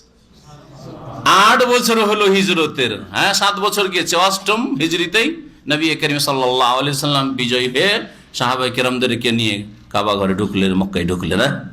মক্কা মুসলমানদের হাতে, নবী করিম সাল্লাল্লাহু আলাইহি ওয়াসাল্লামের হাতে আসলো। আর একটি তাফসীর হচ্ছে, মাআদ মানে স্বদেশ নয়, মাআদ মানে হচ্ছে আখিরাত, পরকাল। এর আগে তাফসীর করতে গিয়ে বলেছে, মাস মানে দুনিয়া, যেখানে আপনি জীবিকা নির্বাহ করছেন, জীবনযাপন করছেন, আর মাআদ মানে হচ্ছে যেখানে প্রত্যাবর্তন স্থল, আদা ইয়াউদু থেকে। ইন্নাল্লাযী ফারাদা আলাইকুল কুরআন, যে আল্লাহ পাক তোমার উপর কোরআন নাযিল করেছেন, বিধিবদ্ধ করেছেন, তিনি অবশ্যই তোমাকে আখিরাতে, পরকালে ফিরিয়ে নিয়ে আসবেন। তোমাকেও আখিরাতে, কিয়ামতে আসতে হবে, তোমাকেও আখিরাতে আসতে হবে, মানে তোমাকেও মৃত্যু মুখে পতিত হইতে হবে। কুল, হে নবী জানিয়ে দাও, রব্বি আ'লাম বিমান জাআ বিল হুদা, আমার প্রতিপালক জানেন যে কে হেদায়েত নিয়ে এসেছে, ওমান হুয়া ফি দালালিম মুবিন, আর কে সুস্পষ্ট গুমরাহিতে রয়েছে। ওমা কুনতা তারজু আইয়ুলকা ইলাইকাল কিতাবু ইল্লা রাহমাতাম মির রাব্বিক, হে নবী তুমি আশা করনি যে তোমার উপর কিতাব নাজিল করা হবে, তবে এটা তোমার রবের পক্ষ থেকে করুণা স্বরূপ, রহমত স্বরূপ। মোহাম্মদ তুমি কি জানতে 40 বছর বয়সের আগে যে তোমাকে কিতাব কোরআন দেওয়া হবে, নবী করা হবে? তুমি জানতে না। এটা আল্লাহ পাকের রহমত যে তোমাকে আল্লাহ পাক মনোনীত করেছেন। ফালা তাকুনান্না যাহিরান লিল কাফিরিন, সুতরাং কাফেরদের কখনো তুমি সাহায্যকারী হইও না। ওয়ালা ইয়াসুদ্দান্নাকা আন আয়াতিল্লাহ, আর আল্লাহর আয়াত থেকে তোমাকে যেন বাধা কেউ না দিতে পারে। বাদাই উনজিলাত ইলাইক, তোমার উপর কোরআন নাজিল হওয়ার পরে, আয়াত নাজিল হওয়ার পরে। ওয়াদু ইলা রব্বিক, আর রবের দিকে তুমি মানুষকে আহ্বান করতে থাকো, ডাকতে থাকো। ওয়ালা তাকুনান্না মিনাল মুশরিকিন, মুশরিকদের দলে শামিল হইও না, তাদের সমর্থন করিও না, তাদের সাথে ডিসকাউন্ট করিও না যে দিন ছেড়ে দিয়ে কিছু ছেড়ে দেবো তোমাদের সাথে শরীক হই, এইরকম করিও না। ওয়ালা তাদউ মা আল্লাহ ইলাহান আখার, আর আল্লাহর সাথে অন্য কাউকে ডেকো না। যেমন ডাকা চলবে না, দোয়া করা চলবে না আল্লাহ ছাড়া অন্যের কাছে, তেমন সেজদা, রুকু আর অন্যান্য ইবাদত বন্দেগী সেগুলি আল্লাহ ছাড়া কারো জন্য নাই। দোয়া বলে আল্লাহ পাক সমস্ত ইবাদত বন্দেগীকে বুঝিয়েছেন। লা ইলাহা ইল্লাহু, কারণ তিনি ছাড়া আর কেউ সত্য মাবুদ নেই। কুল্লু শাইইন হালিক, প্রত্যেক বস্তু হচ্ছে নশ্বর, প্রত্যেক বস্তু হচ্ছে ধ্বংসশীল। ইল্লা ওয়াজহা, একমাত্র তার চেহারা ছাড়া। আর আল্লাহ পাকের চেহারা বলে এখানে তার জাত, তার সত্তাকে বোঝানো হয়েছে। যেমন আমরা আমাদের ভাষার অলংকারে বলে থাকি যে ভাই আপনার চেহারাটা অনেক দিন দেখিনি, মানে কি, মানে আপনার হাত পা দেখেছি নাকি, মানে আপনাকে দেখিনি, তো আপনার উত্তম শরীরের উত্তম অঙ্গটা বলে আপনাকে উদ্দেশ্য করলাম। ঠিকই তেমনি আল্লাহ পাকের আপনার চেহারা আছে বলে চেহারা বলেছি, কিন্তু তাই না? ওই রকমই আল্লাহ পাক রব্বুল আলামিনের চেহারা বলে আল্লাহ পাকের সত্তাকে উদ্দেশ্য করা হয়েছে যে পৃথিবীর সবকিছুই ধ্বংস হবে, আল্লাহ পাক শুধুই ধ্বংস হবেন না। আল্লাহ পাক রব্বুল আলামিন ওয়া ইয়াবকা ওয়াজহু রাব্বিকা যুল জালালি ওয়াল ইকরাম, সেখানেও চেহারার কথা বলে আল্লাহ পাকের জাতকে উদ্দেশ্য করা হয়েছে। আল্লাহ পাক রব্বুল আলামিনের তাহলে চেহারা আছে আল্লাহ পাকের মতো। লাহুল হুকম, বিধান তারই। বিধান কার? সৃষ্টির বিধান আল্লাহর জন্য, যা করতে চান আল্লাহ তাই হয়, এটা হচ্ছে সৃষ্টিগত বিধান। আর শরীয়তের বিধান তার জন্য, আল্লাহ পাক রব্বুল আলামিন যেই আদেশ নিষেধ নাজিল করেছেন তাই চলবে। মানুষের উপর নিজে বিধান রচনা করা, আইন রচনা করা কোরআন এবং হাদিস বিরোধী চলবে না। লাহুল হুকম ওয়া ইলাইহি তুরজাউন, এবং তার কাছেই তোমাদের ফিরে আসতে হবে এবং সেখানে ভালো মন্দের তোমাদের বদলা দেওয়া হবে। আল্লাহ পাক রব্বুল আলামিন যেন আমাদের কোরআন বোঝার তৌফিক দান করেন। আল্লাহ পাক কোরআন মোতাবেক আমাদের জীবন যাপনের তৌফিক দান করেন। কোরআন দিয়ে আমাদের জীবনকে যেন বরকতময় করেন, বরকতপূর্ণ করেন। আল্লাহ পাক আমাদের রুজিতে যেন বরকত দান করেন, জান মালে আল্লাহ পাক যেন বরকত দান করেন। আল্লাহ পাক যেন আমাদের দুনিয়া আখিরাতে সুখী করেন। আল্লাহ পাক আমাদেরকে জাহান্নামের আযাব থেকে যেন রক্ষা করে। রব্বানা আতিনা ফিদ দুনিয়া হাসানা ওয়া ফিল আখিরাতি হাসানা ওয়া কিনা আযাবান নার। ওয়া সাল্লাল্লাহু আলা নবিয়িনা মুহাম্মদ ওয়া আলা আলিহি ওয়া সাহবিহি আজমাইন। হ্যাঁ, চুল কালা করা জায়েজ নয়, চুল কালা করা জায়েজ নয়। মাথার চুল হোক অথবা দাড়ি হোক বা হোক, কালো করা জায়েজ নয়। তবে মেহেন্দি ব্যবহার করেন, মেহেন্দির রং তো জানাই আছে।